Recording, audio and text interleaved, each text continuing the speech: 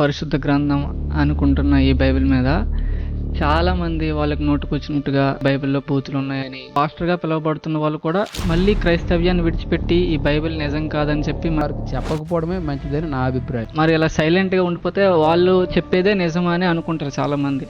ఇందులో తప్పులు సాధారణంగా ఉండవు. మాకు కూడా వాళ్ళ వీడియోలు చూసినప్పుడు కానీ, వాళ్ళు మాట్లాడిన మాటలు విన్నప్పుడు కానీ మాకు కూడా కొన్ని ప్రశ్నలుగా ఉండిపోతున్నాయి. ఏమి తెలియని వాడు బైబిల్ పెట్టుకొని, అసలు బైబిల్లో ఎన్ని పుస్తకాలు ఉన్నవాడు అర్థం కానివాడు కూడా ఏదో బైబిల్ తప్పని రకరకాలు చెప్తున్నారు. దేవుడి విగ్రహారాధన విషయంలో డబుల్ గేమ్ ఆడారు అన్న ప్రశ్నలు అనేది రైజ్ చేశారు.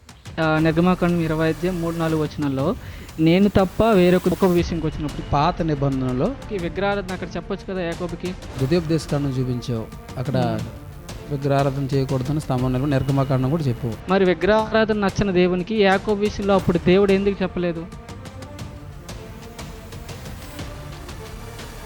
ఇందులోటైతే ఈ మాటలు వంకరగా చేస్తే మాత్రం మెయిన్గా రైజ్ చేసేది నూనె పోయడం,